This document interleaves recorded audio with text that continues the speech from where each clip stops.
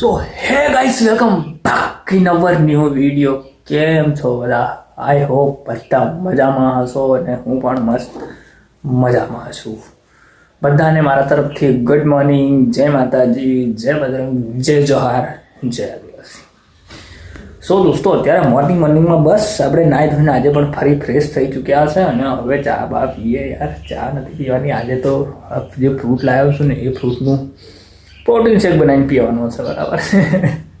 તો ચલો, સૌથી પહેલાં હવે આપણે દૂધ લાવવું પડશે. દૂધ મતલબ લાવવું પડશે એવું નહીં, લાવેલું જ છે ઓલરેડી. સો यहाँ पे चाय बन रही है और मेरा दूध भी गर्म कर लिया और चाय बनी रही.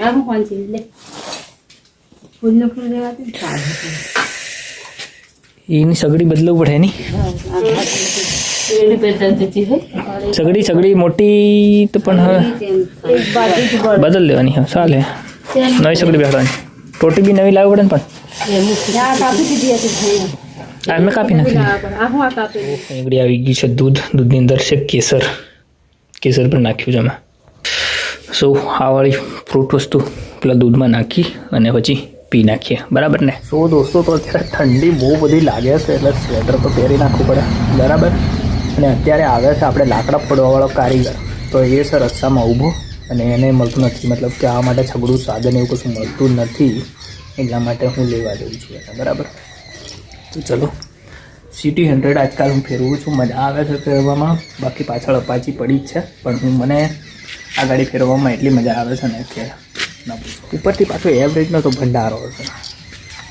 તો ગાઈસ, તો અત્યારે ફાઇનલી આવી ચૂક્યા છે. જે પછાડી બેઠા છે એ કારીગર છે, મતલબ કે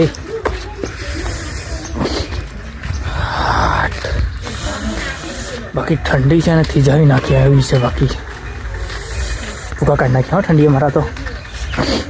આજે તો સવારમાં ઘરના અને ફળિયાના વ્યક્તિઓ આવ્યા ભેગા થઈને વાતો કરી રહ્યા છે સમાજ વિશે, અને આગળ કરી રહ્યા છે મકાનનું કામ, અને આ મકાનના વાસ્તુનું ને એવું બધું કરવાનું છે ને એની ચર્ચા થતી હતી. પણ એની ચર્ચા થતાં બધી સમાજની બી ચર્ચા થવા લાગી હતી આગળ. સો દોસ્તો, આગળ જાન આવી ચૂકી છે, બતાડું તમને.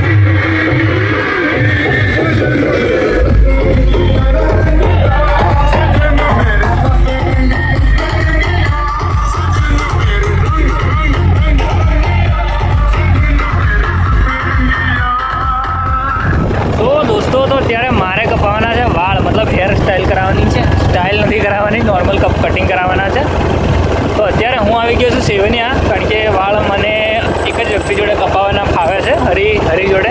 તો હું ત્યાં જ ઓલમોસ્ટ હરેક ટાઈમ કપાવું છું, તો મારે ત્યાં કપાવવા છે એટલે હું આવી ગયો છું. સો દોસ્તો, તો ફાઇનલી હું પહોંચી ગયો છું ત્યાં, અને કંઈક આટલા નંબર છે અને મારો નંબર આવવામાં આ બધા પતે પછીનો વારો છે, એટલે વાર લાગશે. ફોન કર્યા વગર આવ્યો એટલે. બાકી વાળ કટિંગ તો આજે કરાવવાના થાય છે, કારણ કે બહુ મોટા થઈ ગયા છે ને મજા નથી આવતી વાળ બોલાવવામાં. થોડીક પહેલાં કરતાં ન્યૂ અંદાજમાં છે. બાકી હવે વાળ છે એટલે નાહી ધોઈને ફ્રેશ થઈ જવું પડશે, બરાબર ને? સો દોસ્તો, તો અત્યારે નાહી ધોઈને બિલકુલ ફ્રેશ થઈ ચૂક્યો છું અને બિલકુલ રેડી છું. વિડીયોને કરી દઈએ ઘણા આગળ હેન્ડ. મહેશ જલ્દી આ વિડીયો છે તબ તક લે બાય. વિડીયો પસંદ આવે તો વિડીયો લાઈક કરજો, શેર કરજો અને ચેનલ બનાવવા હોય તો સબસ્ક્રાઈબ કરજો. જય હિન્દ, જય ભારત, બાય.